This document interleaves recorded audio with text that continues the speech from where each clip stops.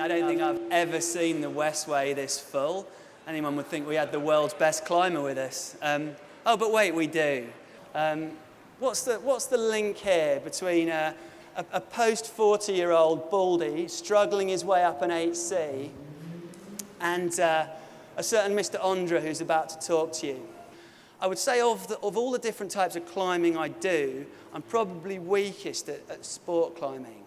But I reckon I just about operate in high enough grades to be able to comprehend how hard Adam Ondra actually climbs. Because last year I set myself a bit of a target. I'd always wanted to red point an 8C. And those of you who know me, especially those of you who climb with me down here, will vouch for how hard I had to train. I picked a route in Spain, this thing called Welcome to Tijuana at a crag called Redea. And I went out there twice in the spring as a recce, and then I trained for it all summer. I resisted the temptation to go climbing outside. I was down the Westway with my weight belt. I was following a super strict diet, but basically it took me 5 trips to Spain to nail this route, and a total of probably like 13 or 14 days of effort trying to do this climb. Tonight's speaker has on-sighted that grade over 25 times. He has also on-sighted the grade above that over 15 times, so that's 8C+, and he was actually the second person in the world to do that.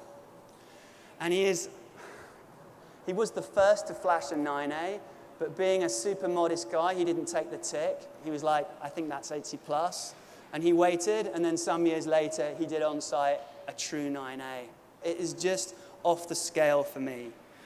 I think in an age when now climbing walls, as we know, are much better. There's a huge talent pool of people coming into the sport. They're all starting much younger. It has to be harder to be the best, to really stand out and to shine above any one climber. But that is exactly what tonight's speaker has done. He is essentially the Usain Bolt of climbing. And he's here at the Westway.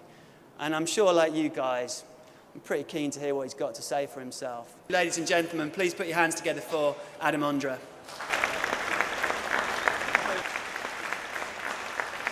We're going to start this Q&A session off now with you guys, because you've come here, you've wanted to meet Adam, and I'm sure, like me, you've got so many things you want to ask him. So let's fire away.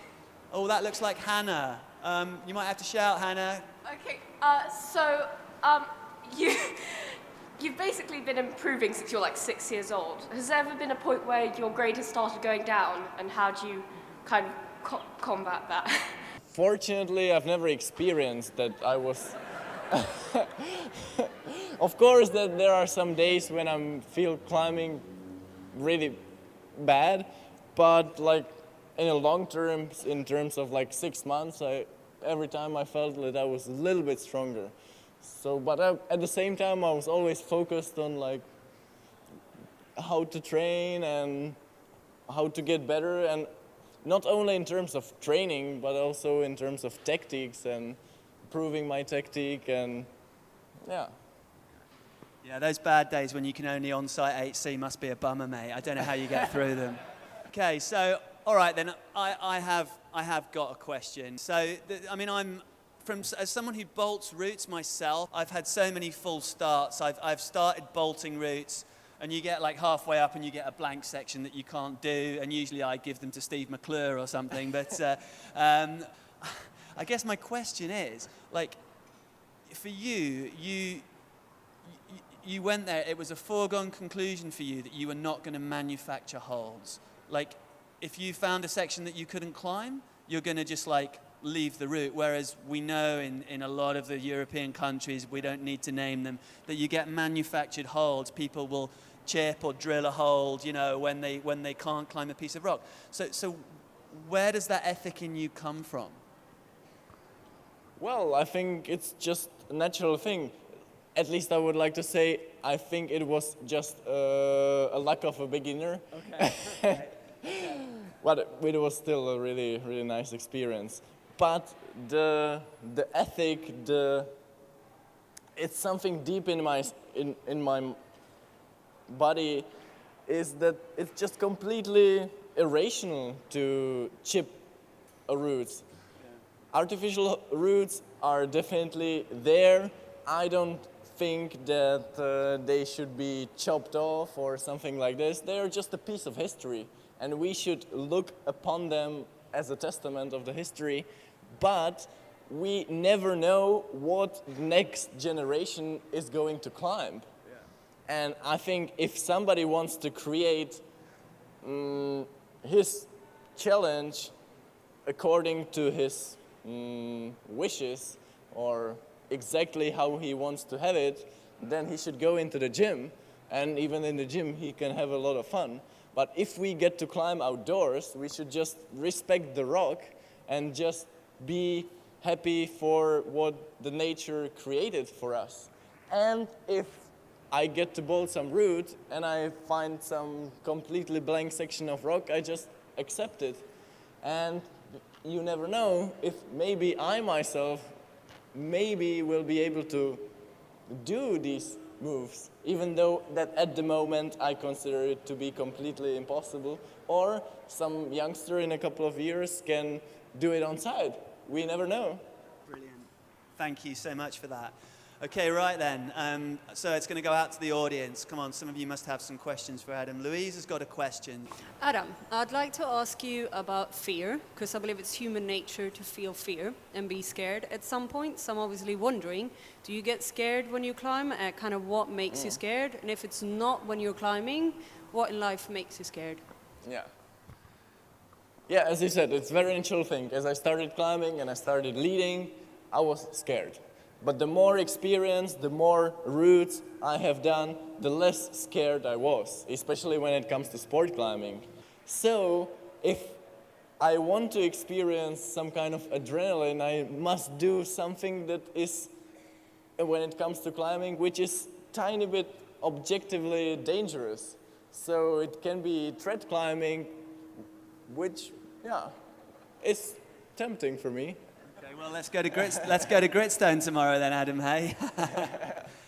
Okay, so I'm going to ask you a question that came through from, well, in fact, several people asked the same question. Chris Shepherd, Vicky Harvey, and Ramon Marin asked. They're very aware that you've started university. And we're wondering like how the balance has changed and how you're kind of structuring your time and whether you're able to put as much into your climbing as you were before you started uni. So nowadays, school and climbing just works perfectly together. Sometimes I need to work for school a little bit more than I would like to, but it's definitely possible to deal with that. And at the same time, it's really important to have something else if the climbing is not going according to what you would like to. So if I got injured, for example, I have some different things to think about. So that's it. Okay. Well, thank you. I've got another question. As someone who's done a lot of red pointing myself, I find that overwhelmingly the most difficult part of the game is mental. I just find it can be so difficult to stay positive, to keep believing in yourself. I mean, you mentioned that you had a little bit of a wobble with, with change, and then the storm kind of turned you around. But overall, my question is, do you have a natural talent for staying positive, or is it something that you work at? And do you have any tips or advice for people who want to work red point projects for a long time? I would characterize it like your mind is not there to help you. Your mind is only to make you harm. You have some amount of power. And with some stress, with some doubts, the stress and the doubts are only making you climb worse. Sure. So you have to just get it out of your mind. And pretty much if I'm climbing as close to my potential, my mind is completely absent. Okay.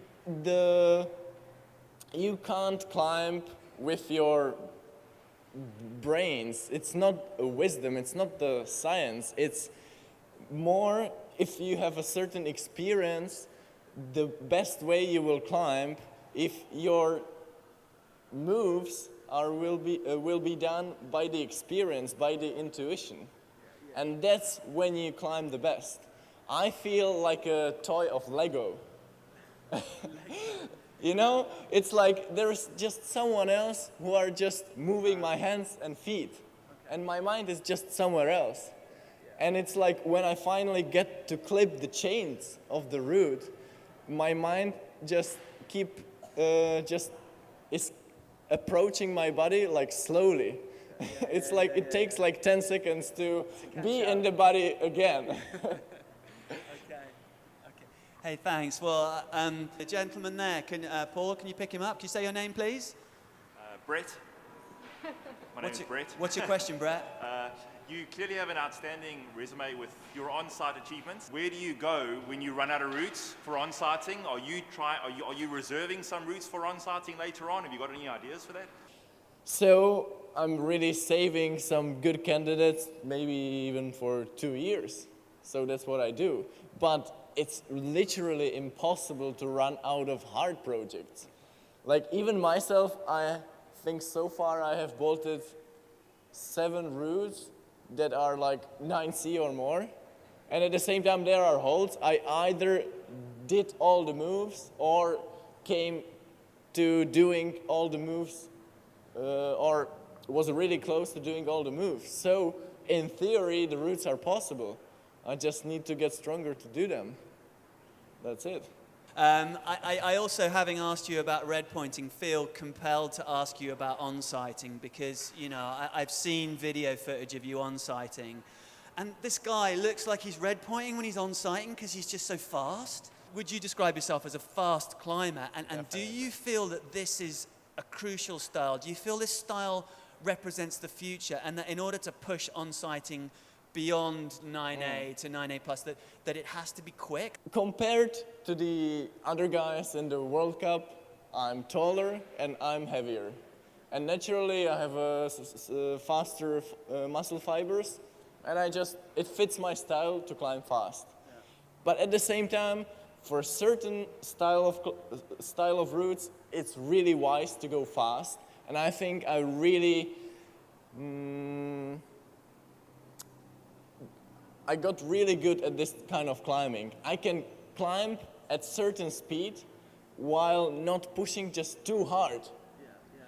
I think many people are just trying to climb really fast, but they are just not using their feet, they're campusing here, they way up. It just doesn't make sense. I'm so conscious when I'm on-sighting that I'm wasting time looking for the hold. Is it that one? Should I stand there? Should I go with my left foot or my right? And it's kind of, I'm making these decisions slowly, and it just seems like you can make these decisions incredibly quickly, and you put this down to just sheer volume, yeah? I don't communicate with myself in words. Okay. It all comes down to intuition. Okay. And it's just like your eyes are constantly moving and searching for the next holds. And it's just the decision itself has to be quick. It's not like you reach a hold, you take 2 seconds of no, you reach a hold, you might take 2 seconds of rest, but while resting you are already inspecting what's above you. Maybe coming back to the efficiency of climbing, again, as I said that it depends a lot on a certain type of route, but at the same time, while for myself, as I have been training quite hard for the last 2 months, I can feel that I can change my style into a little bit slower because I have more power and I feel suddenly more comfortable at resting at certain positions, whereas before, having less power, it would be more efficient to climb fast. Okay. Thanks, Adam. Now, I should certainly do right by Matt Tomlinson, the centre manager. Who are or were your climbing heroes? Also, if you could do a climbing trip tomorrow with a climber, past or present, who would it be with and where? For sure, Wolfgang Gillich. As I said, I read this book, Rockstars. I definitely recommend it. It was written by a German photographer, Heinz Zack.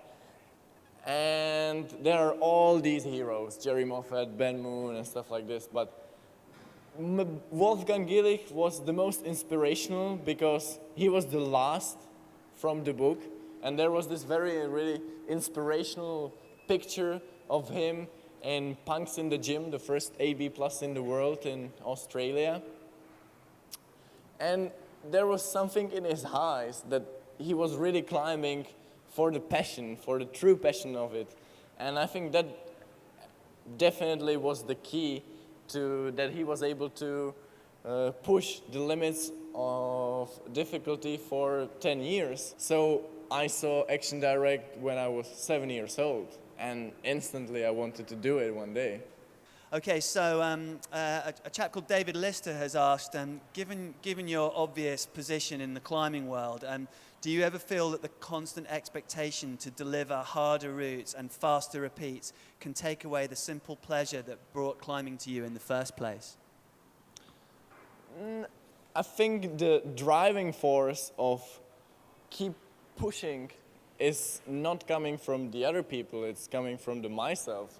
I myself want to keep making progression, and like the main motivation to climb harder and harder is not to be able to tell myself that I'm the strongest in the world.